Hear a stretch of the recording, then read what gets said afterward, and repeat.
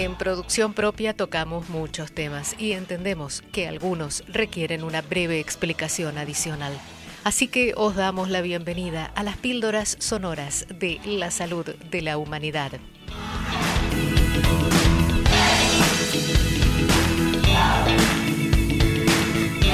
Diversos países como España, pero también en el marco internacional, se está avanzando en darle derechos propios a la naturaleza.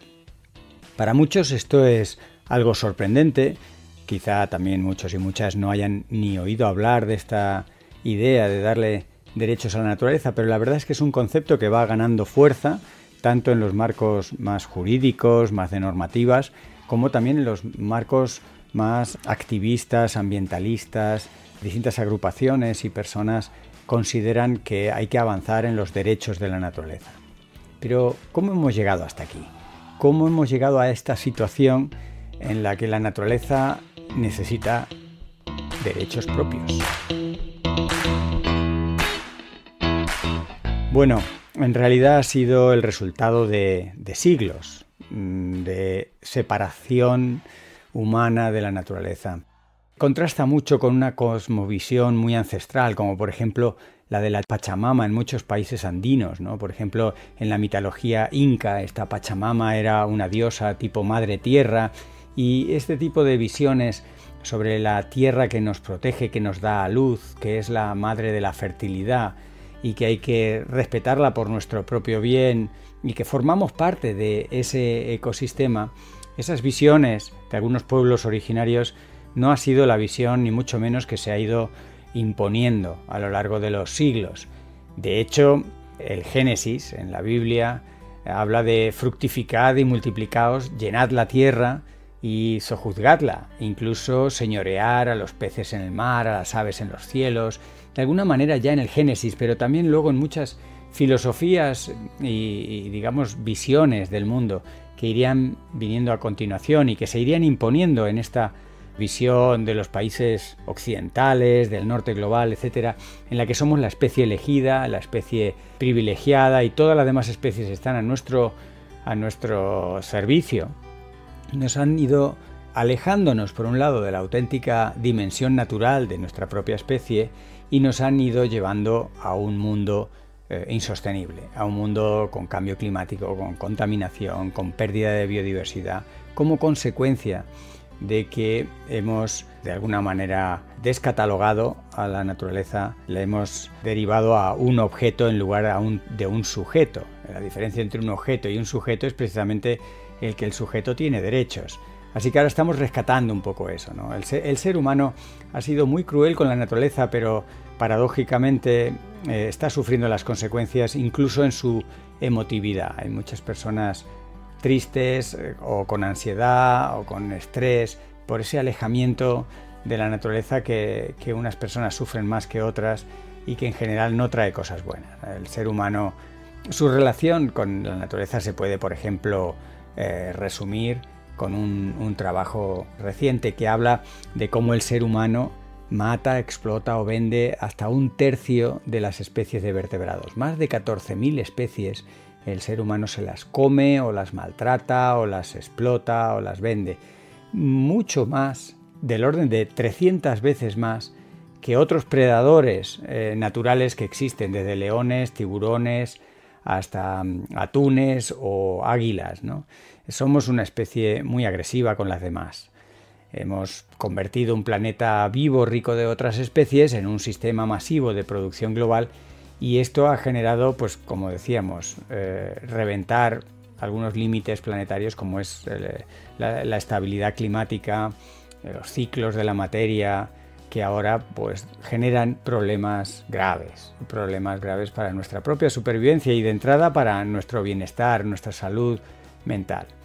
No voy a insistir mucho en el cambio climático, de lo cual hemos hablado y seguramente tendremos que volver a hablar, ni voy a hablar demasiado de todas estas crisis distintas en lo ambiental, pero sí enfatizar en que en realidad es el resultado de una serie de efectos en cascada, porque el ser humano a veces sin buscarlo deteriora el medio ambiente Por ejemplo, sube la temperatura de la atmósfera y esto tiene una serie de efectos en el nivel del mar, de efectos en la distribución de otras especies, pero también efectos en las migraciones de la especie humana. Esto lleva a su vez a una inestabilidad geopolítica, a una fragilidad de muchos estados, a un desmantelamiento de algunas instituciones democráticas y libres que empiezan a dejar de serlo, ¿no? Esto y más nos aporta la ciencia sobre temas complejos. Síguenos en Producción Propia.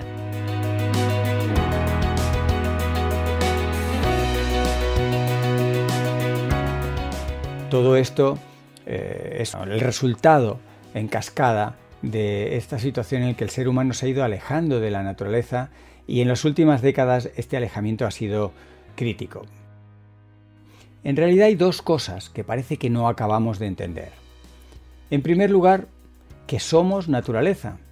No podemos renegar de eso y cada vez la ciencia le pone a esto más detalles, no solo la ecología, sino también las ciencias biomédicas, ¿no? Donde muestran que el estado del medio ambiente influye en nuestra salud, pero mucho antes de nacer, el estado de nuestras madres, de nuestras abuelas, de nuestros ancestros, cómo se relacionaban con el ambiente, qué ambiente sufrían, eso deja una señal que la acabamos recibiendo los descendientes. Y lo que nos pasa a nosotros lo iremos dejando también a nuestros descendientes. Estamos muy conectados durante muchas generaciones a la salud del medio ambiente. Esto es una cosa que la ciencia está poniendo sobre la mesa y que nos debería hacer reflexionar. La segunda cuestión que no parece que acabamos de entender es que necesitamos una naturaleza en buen estado.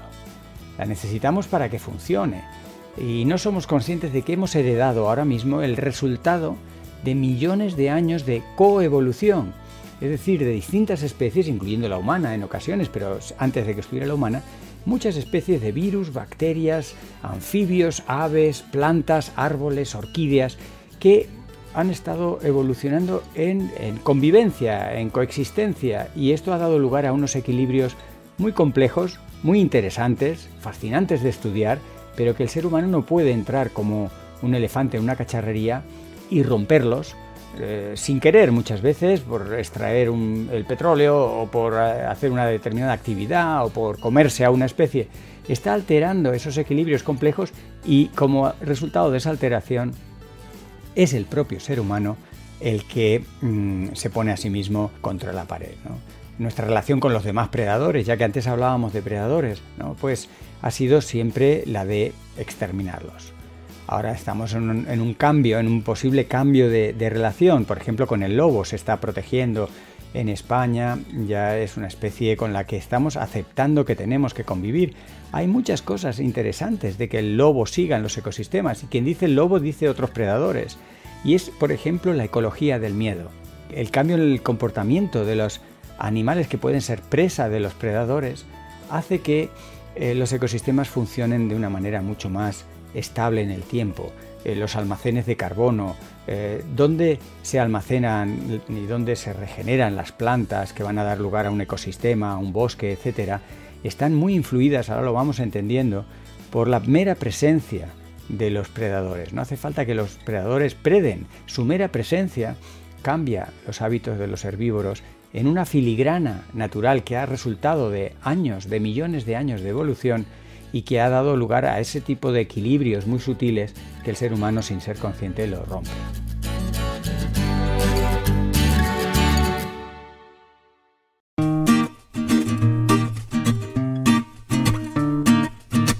Son ejemplos, lo vimos también con la pandemia, como de pronto por intervenir en nuevos ecosistemas, por ejemplo, ecosistemas tropicales que estamos degradando, de pronto nos vemos afectados por la zoonosis. Y por suerte las cosas podrían estar cambiando. Vamos entendiendo poco a poco que esa biodiversidad a la que amenazamos en realidad es una biodiversidad que nos protege. Y esto está haciéndonos cambiar el chip. También estamos entendiendo que una naturaleza sana cura, lo vimos en su día con el autismo, con el Alzheimer, lo estamos viendo con personas de todas las edades que se sienten mejor en una naturaleza sana. Y yo creo que todo esto está empezando a generar un cuerpo jurídico, administrativo, un marco legal diferente. empiezan a proponerse sanciones y que los daños a la naturaleza tengan consecuencias más severas. Esta es la base del crimen del ecocidio. Sabemos que ahora hay un derecho humano universal a un medio ambiente limpio y saludable, un nuevo derecho humano que podemos sentirnos orgullosos y usarlo, ¿no? Y hacerlo valer. Pero con los derechos de la naturaleza, y por ejemplo el Mar Menor, que acaba de dar los últimos pasos para ser una entidad de derechos propios, una entidad jurídica, un sujeto de derecho pleno, comienza una posible nueva relación de la naturaleza. Ojalá sea verdad, ojalá podamos disfrutar de esta nueva relación, no sentirnos que es una obligación, que es una cuestión ética, que también, pero sobre todo es algo que podemos llegar a disfrutar y que puede sacar la mejor versión de la civilización en la que estamos embarcados. Ojalá sea así.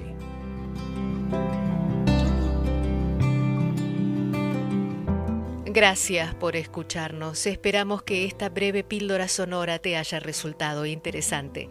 Permanece atento que vendrán más y mejores. Y no olvides seguir los episodios más extensos de Fernando Valladares en Producción Propia, el podcast de la salud de la humanidad.